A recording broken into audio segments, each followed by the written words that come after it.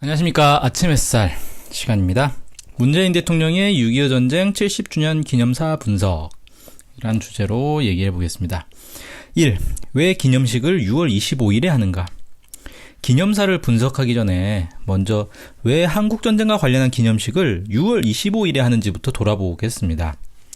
지난해 7월 25일 문재인 대통령은 6.25 전쟁 70주년 사업추진위원회 규정을 훈령으로 제정해 국무총리 소속 사업추진위원회를 공식 출범시켰습니다. 사업추진위원회는 70주년 기념사업의 의의를 홈페이지에 다음과 같이 소개하였습니다. 1950년 6월 25일 새벽 북한군이 기습적으로 불법 남침을 감행하면서 6.25 전쟁이 시작됐다.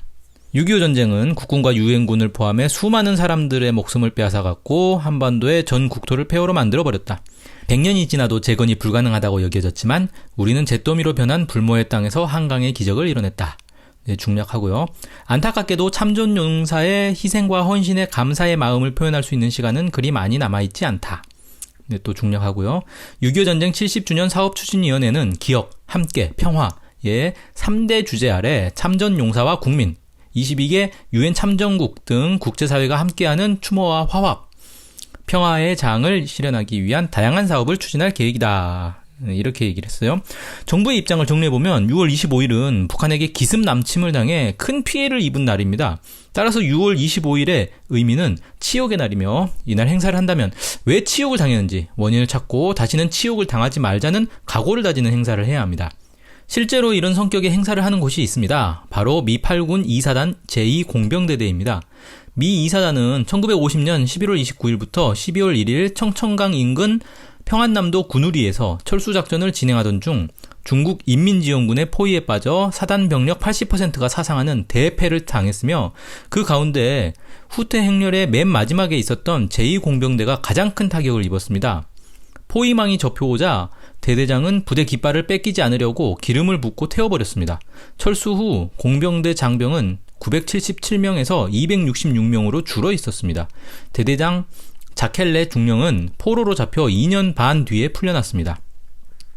제2공병대대는 이후 매년 이 기간에 당시에 긴박했던 상황을 재현하며 부대 깃발을 태우는 행사를 합니다. 당시 치욕을 잊지 말자는 것입니다. 군 관계자는 당시 역사를 기억하는 것이 장병들이 임무에 집중하는 데 도움을 준다라고 설명합니다. 이처럼 6월 25일이 치욕의 날이라면 그에 맞는 성격의 행사를 해야 합니다. 그러나 실제 행사의 성격은 달랐습니다. 위에 소개한 기념사업회의 설명에 따르면 당시의 교훈을 찾는 것보다는 전후 복구를 기념하고 참전 용사에 감사하며 평화를 염원하는 자리에 가깝습니다. 상식적 차원에서 보자면 이런 성격의 행사는 전쟁이 시작된 날, 즉 기습 공격을 당한 치욕의 날보다는 전쟁을 끝낸 날, 즉 한국전쟁의 경우 정전을 합의한 7월 27일이 되겠죠. 전쟁을 끝난 날에 하는 게 더 자연스럽습니다. 문재인 대통령의 기념사 내용을 봐도 마찬가지입니다. 문재인 대통령은 기념사에서 6.25 전쟁은 오늘의 우리를 만든 전쟁이라면서 전쟁을 통해 단합을 이루고 자유민주주의의 가치를 지킬 힘을 길렀으며 애국자들이 나왔고 자신감도 키웠다고 설명했습니다. 기념사만 보면 문재인 대통령은 6.25 전쟁을 승리한 전쟁, 많은 성과를 남긴 전쟁으로 평가하는 듯합니다. 그러면서 아직 전쟁이 끝나지 않았기에 6.25 전쟁을 진정으로 기념할 수 없다고 안타까워했습니다. 이 논리라면 더더욱 6월 25일이 아닌 7월 27일을 기념하는 게 맞습니다. 정부 논리대로 6.25 전쟁이 북한의 기습 남침에 맞서 자유민주주의를 지킨 승리한 전쟁이라면 전쟁을 멈춘 7월 27일에 축하 행사를 해야 합니다. 그러나 7월 27일은 엉뚱하게도 6.25 전쟁 유엔군 참전의 날로 지정되어 있어 참전 유공자를 기리고 참전국과의 동맹을 다지는 행사를 합니다. 유엔군 사령부는 7월 7일 설립됐고 이승만 정권이 유엔사에 한국군 작전 지휘권을 넘긴 것은 7월 14일입니다. 정부는 7월 27일이 유엔군과 무슨 관련이 있는지 설명하지 않습니다. 정부가 7월 27일을 기념할 수 없는 이유는 아무래도 미국의 평가 때문일 것입니다. 정전협정에 서명한 클라크 유엔군 사령관은 1954년 출간한 회고록에서 나는 미국 역사상 처음으로 승리를 하지 못한 상태에서 정전협정에 서명한 최초의 미군 사령관이 되었다는 부끄러운 이력을 갖게 되었다. 나는 패배감을 느꼈다. 솔직히 말해서 협정 조인을 끝낸 후 형언할 수 없는 좌절감에 빠졌다. 라고 고백했습니다. 미국의 목표가 북한의 남침을 막는 것이었다면 정전협정은 목표를 달성한 승리의 협정이어야 합니다. 그런데 이를 패배한 협정으로 인식했다면 미국의 실제 목표가 북한을 점령하는 것이었기 때문이 아닐까 싶습니다. 아무튼 미국이 정전협정 체결일을 승리의 날로 기념하지 못하고 그에 따라 한국도 7월 27일에 승전을 기념하지 못한다면 6월 25일에 승전을 이야기하는 모순은 피해야 하지 않을까요? 6월 25일을 기념하려면 치욕의 날로 삼든지 승전을 기념하려면 7월 27일을 기념하든지 해야지 둘을 뒤섞는 것은 모순이라는 말입니다. 하지만 문재인 정부는 올해도 어색하지만 관성적으로 6월 25일을 승전의 성격으로 기념했습니다. 2. 남북 간 체제 경쟁은 오래전에 끝났습니다. 문재인 대통령은 기념사에서 우리의 GDP는 북한의 50배가 넘고 무역액은 북한의 400배를 넘습니다. 남북 간 체제 경쟁은 이미 오래전에 끝났습니다. 우리의 체제를 북한에 강요할 생각도 없습니다. 라고 하였습니다. 여기에는 세 가지 문제가 있습니다. 첫째, 민족보다 체제를 우위에 둔다. 문재인 대통령은 남북관계를 체제 대결의 관계로 보고 있습니다. 민족적 관계로 보는 게 아닙니다. 다시 말해 민족보다 체제를 우위에 두고 있는 것입니다. 이런 사람은 통일을 생각할 때도 체제 통일을 생각합니다. 체제 통일은 곧 흡수 통일입니다. 문재인 대통령은 흡수 통일론자라 할 수 있습니다. 물론 문재인 대통령은 체제를 강요할 생각이 없다고 하였습니다. 과거 흡수 통일을 추진하지 않겠다고 명시한 적도 있습니다. 그러나 아무리 겉으로 아니라고 해도 대통령이 공식 연설문에서 노골적으로 체제 경쟁에서 승리했다고 선언한다면 본심이 다 드러났다고 봐야 합니다. 그것도 남북관계가 일촉즉발의 긴장 속에 있는 가운데 굳이 체제 경쟁 이야기를 꺼낸 것은 본인의 확고한 신념이 아니고서는 상상하기 힘듭니다. 이처럼 문재인 대통령이 이번에 자기 속마음을 상당히 솔직히 이야기했다고 보입니다. 민족보다 체제가 중요하며 우선한다. 이것이 문재인 대통령의 본심이며 남북관계에 대한 철학이라고 볼 수 있습니다. 이 점에서 김대중 전 대통령과 분명한 차이가 있습니다. 김대중 전 대통령은 민족적 관점이 있었습니다. 둘째, 체제 평가의 기준이 돈이다. 문재인 대통령은 체제 대결의 기준을 돈에 두고 있습니다. GDP와 무역액이 가장 중요한 기준입니다. 결국 문재인 대통령에게 있어 한 나라를 평가하는 가장 명확한 기준은 부자 나라냐 가난한 나라냐입니다. 굉장히 천박한 기준입니다. 국제 무대에서 다른 나라와 외교를 할 때도 저런 기준으로 그 나라를 쳐다봤을 것이라 생각하면 국민으로서 얼굴이 화끈거릴 정도입니다. 어떤 나라, 어떤 체제를 평가할 때 기준은 무엇이어야 합니까? 우선 국민 주권이 얼마나 실현되고 있는가를 봐야 합니다. 대외적으로 자주권을 행사하는가? 강대국에 휘둘리지는 않는가? 국제 무대에서 당당히 목소리를 내는가? 확인해야 합니다. 또 대내적으로 민주주의를 실현하고 있는가를 따져봐야 합니다. 이것이 가장 선차적이고 중요합니다. 경제보다도 우선합니다. 우리가 일제강점기를 치욕으로 순환으로 여기는 이유는 경제가 망했기 때문이 아니었습니다. 주권을 강탈당해서 백성이 이루 헤아릴 수 없는 순환을 당했기 때문입니다. 그래서 주권이 없는 식민지 백성은 상갓집 개만도 못하다라고 하였습니다. 이처럼 한 민족, 한 나라에 있어 주권이 제일 소중합니다. 주권이 없는 나라와 민족은 생명이 없는 것과 마찬가지입니다. 그래서 그 나라와 민족을 평가할 때 첫 번째 기준을 주권, 즉 대외적으로 자주권을 행사하고 대내적으로 민주주의를 실현하느냐로 봐야 합니다. 다음으로 민생을 봐야 합니다. 국민의 생활이 어느 정도로 보장되는지는 그 나라, 그 체제를 평가하는 중요한 기준입니다. 여기서 민생 수준을 볼 때는 경제력, 즉 경제 규모도 필요하지만 더 중요한 건 평등 수준입니다.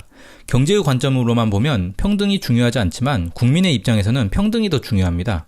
과거 밀란이 발생할 때도 보면 나라가 가난할 때보다 사회적으로 불평등할 때 일어나곤 했습니다. 나라 전체가 가난하면 오히려 힘을 모아 국난을 극복하자는 움직임이 생깁니다. 하지만 나라의 부가 소수 기득권층에 집중되면 사회가 분열하고 혼란스러워집니다. 민생의 중요한 영역으로 의식주와 보건, 교육 등 5가지를 꼽을 수 있습니다. 이 5가지를 모든 국민이 어느 정도 수준에서 어느 정도로 골고루 누리는지, 그리고 전반적으로 발전하고 있는지를 봐야 합니다. 그래야 그 사회를 제대로 평가할 수 있습니다. 끝으로 사회의 안정된 정도를 봐야 합니다. 정치적, 사회적으로 안정되어 있느냐는 그 나라를 평가하는 중요한 지표입니다. 분열과 대립, 혼란이 일상적으로 존재하고 갈수록 증폭되는 사회는 발전된 사회로 볼 수 없으며 미래도 어둡습니다. 반면 사회가 안정적이고 국민이 단결하는 나라는 어려움이 닥쳐와도 이를 이겨낼 힘이 있습니다. 이렇게 어떤 나라, 어떤 체제를 평가하자면 국민 주권, 민생, 사회 안정 등 세 가지 요소를 살펴봐야 합니다. 이를 개인에 적용하면 어떤 사람이 가장 우수하고 발전한 사람, 성공하고 승리한 사람, 사람들의 존경을 받는 사람인지도 알 수 있습니다. 첫째, 국민 주권 실현에 기여한 사람이 바로 그러한 사람입니다. 대외적으로 자주 독립을 위해 노력한 사람이 대표적입니다. 문재인 대통령이 카자흐스탄에 있는 홍범도 장군의 유해를 모셔오기 위해 노력하는 이유도 여기에 있을 것입니다. 다른 나라를 봐도 독립 영웅을 가장 우대하고 존경합니다. 대내적으로는 민주화 운동가가 존경받는 사람입니다. 둘째, 땀 흘려 일하고 이를 통해 자기 생활을 발전시키는 사람을 긍정적으로 평가합니다. 반면 노동을 하지 않고 피폐하게 산다거나 일확천금을 노리는 사람, 다른 사람을 착취하는 사람은 천박하고 나쁜 사람으로 평가합니다. 셋째, 심리적으로 불안하고 앞뒤가 다른 사람, 안하무인이고 다른 사람들과 어울리지 못하는 사람은 부정적으로 평가를 받습니다. 이처럼 이 세 가지 기준이 개인을 평가할 때도 적합한 것을 알 수 있습니다. 만약 문재인 대통령식으로 개인을 평가하자면 돈 많은 사람이 가장 성공하고 승리한 사람, 존경받는 사람이 됩니다. 이 기준에서 보면 한국에서 가장 우수하고 존경받을 인물은 이건희, 이재용 부자입니다. 백범 김구 선생이나 민주화 열사보다 이들이 더 성공한 인물이어야 합니다. 이런 재벌들이 사회를 이끄는 리더며 재벌의 입장을 대변하는 미래통합당과 적폐언론, 기레기들을 중심으로 이 사회가 굴러가야 합니다. 과연 이런 견해에 얼마나 많은 국민이 동의할 수 있을까요? 이렇게 보면 문재인 대통령이 말한 돈 중심의 평가가 얼마나 잘못이고 천박한지 금방 알 수 있습니다. 셋째, 대결론입니다. 문재인 대통령이 체제 경쟁은 끝났다고 이야기했을 때는 남북관계가 체제 대결을 해야 하는 관계며 체제 대결을 통해 뭔가 관계를 정리해야 한다는 인식이 있었기 때문이었을 것입니다. 다시 말해 남북이 대결을 통해 어느 한쪽 체제를 무너뜨려야 한다는 인식이 있는 것입니다. 한국의 체제가 이겼다고 한 것은 북한 체제가 붕괴하기를 기다리고 있었으며 이걸 목표로 한다는 의미도 됩니다. 다시 말해 이미 우리 체제가 이겼는데 북한은 왜 아직 붕괴하지 않고 있나? 이제 그만 체제를 포기하라 라는 생각이 담겨 있습니다. 3. 통일을 말하기 이전에 먼저 사이좋은 이웃이 되길 바랍니다. 문재인 대통령은 통일을 말하기 이전에 먼저 사이좋은 이웃이 되길 바랍니다. 통일을 말하려면 먼저 평화를 이뤄야 하고 평화가 오래 이어진 후에야 비로소 통일의 문을 볼 수 있을 것입니다. 라고 하였습니다. 이를 통해 문재인 대통령이 이야기하는 평화는 분단 고착화, 두 개 국가론임이 분명히 드러났습니다. 이 땅에서 평화론에는 두 가지가 있습니다. 하나는 통일을 지향하는 평화입니다. 분단 때문에 평화가 깨졌으므로 통일을 해야 평화도 이룰 수 있다는 지극히 상식적인 노선입니다. 다른 하나는 분단을 유지하고 더욱 고착하는 평화입니다. 평화 공존론이라고도 합니다. 이런 주장은 한국과 중국이 과거 적대적 관계였다가 수교를 맺고 사이좋게 지내듯 남과 북도 별개의 국가로 사이좋게 지내자는 것입니다. 분단 고착화론입니다. 문재인 대통령이 말한 사이좋은 이웃이란 주변의 다른 나라들에게나 쓸 수 있는 표현입니다. 네티즌들은 애인 사이에 좋은 친구로 지내자고 하면 그건 헤어지자는 말이다 라고 비유했습니다. 문재인 대통령은 이번 기념사를 통해 자신이 분단 고착화론자라는 점을 분명히 드러냈습니다. 사실 문재인 대통령이 이번에 처음 분단 고착화론을 언급한 건 아닙니다. 지난 2018년 3월 21일 남북정상회담 준비위원회 2차 회의에서 남북이 함께 살든 따로 살든 서로 간섭하지 않고 서로 피해주지 않고 라고 하여 파문이 인 적이 있습니다. 앞에서 이야기한 체제 대결론과 장기간 평화 후 통일을 결합해서 생각해 봅시다. 그러면 문재인 대통령의 구상은 북한 체제가 붕괴하고 자본주의로 변화하면 통일을 할 수 있다는 생각임을 알 수 있습니다. 분단 고착화론과 동시에 체제 통일론입니다. 이 둘은 동전의 양면과도 같습니다. 체제 통일이 안 되면 분단 고착화로 가며 북한 체제가 붕괴하면 통일을 이루자는 주장입니다. 이렇게 볼 때 문재인 대통령이 말하는 평화란 북한 체제를 붕괴시키는 과정을 의미합니다. 4. 세계사에서 가장 슬픈 전쟁을 끝내기 위한 노력에 북한도 담대하게 나서주길 바랍니다. 문재인 대통령은 세계사에서 가장 슬픈 전쟁을 끝내기 위한 노력에 북한도 담대하게 나서주길 바랍니다. 라고 하였습니다. 정전체제를 종전과 평화체제로 전환하는데 북한이 나서라는 뜻입니다. 정전협정을 평화협정으로 전환하고 항구적 평화체제를 구축하자는 것은 4.27 판문점 선언에서 합의한 내용입니다. 문재인 대통령의 위 발언은 마치 자신은 합의를 이행하려고 하는데 북한이 이행에 나서지 않아 종전이 되지 않고 있다는 의미로 들립니다. 그동안 문재인 정부가 남북 합의들을 지키지 않아서 지금의 위태로운 상황까지 왔다는 지적이 많았습니다. 예를 들어 문재인 정부 남북 정상회담들의 실무를 총괄했던 윤건영 민주당 의원은 지난 6월 9일 MBC 라디오에 출연해 남북 정상 간 있었던 합의 사항이 제대로 지켜지지 않은 것이 문제라며 역지사지해보면 쉽게 입장이 드러날 수 있다라고 설명했습니다. 역지사지해서 북한 입장에서 보면 한국 정부가 약속을 지키지 않아 북한이 분노할 만하다는 말입니다. 그렇다면 문재인 정부 입장에서는 최소한 앞으로 남북 합의들을 잘 지키겠다는 이야기가 나와야 합니다. 그런데 그런 이야기는 없이 북한에게 약속을 지키라는 요구를 하였습니다. 마치 북한이 남북 합의를 지키지 않아서 지금의 문제가 발생한 것처럼 이야기를 하였습니다. 이를 두고 네티즌은 박근혜식 유체이탈 화법이라며 황당해했습니다.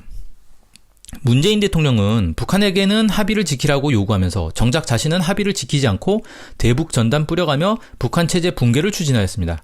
이걸 놓고 볼 때 문재인 대통령에게 남북 합의는 북한의 손발을 얽어매고 한미 당국의 대북 제재와 군사적 압박에 대응하지 못하도록 하는 체제 대결의 수단일 뿐입니다. 5. 굳건한 한미동맹 위에서 전시 작전 통제권의 전환도 빈틈없이 준비하고 있습니다. 문재인 대통령은 우리 군은 어떤 위협도 막아낼 힘이 있습니다. 우리는 우리 자신의 힘을 바탕으로 반드시 평화를 지키고 만들어갈 것입니다. 라고 이야기하면서도 여전히 굳건한 한미동맹을 이야기하였습니다. 또한 2022년까지 워싱턴에 추모의 벽을 완공해 위대한 동맹을 영원히 기념하겠다고 하였습니다. 그간의 언행으로 이미 정평이 났지만 문재인 대통령은 철저한 한미 동맹론자입니다. 미국의 힘으로 한국 체제가 발전했으며 미국의 힘으로 북한 체제도 붕괴시킬 수 있다는 생각을 하는 듯합니다. 미국의 승인을 철저히 받을 때 대한민국이 평화를 이루고 흡수 통일도 이룬다고 생각하고 있을 것입니다. 미국의 승인을 받는 기구인 한미 워킹그룹도 문재인 정부가 제안해서 만들었습니다. 2018년 10월 31일 외교부 당국자는 기자 간담회에서 워킹그룹은 한국 쪽에서 먼저 만들자고 제안해서 수개월간 준비해왔다라고 실토했습니다. 다시 정리하자면 문재인 대통령의 대북 정책은 분단 고착 화론에 기초해 평화를 유지하고 이 기간에 북한 체제를 계속 공격해 언젠가 북한 체제를 붕괴시켜 흡수 통일을 이루는 것이며 이것을 모두 미국의 힘을 빌려 실현하겠다는 것입니다. 그렇게 보면 앞으로도 미국의 승인 정책에 굴종할 것임을 알 수 있습니다. 한마디로 문재인 대통령은 철저한 친미 4대 굴종주의자입니다. 오늘 방송은 여기서 마치겠습니다. 고맙습니다.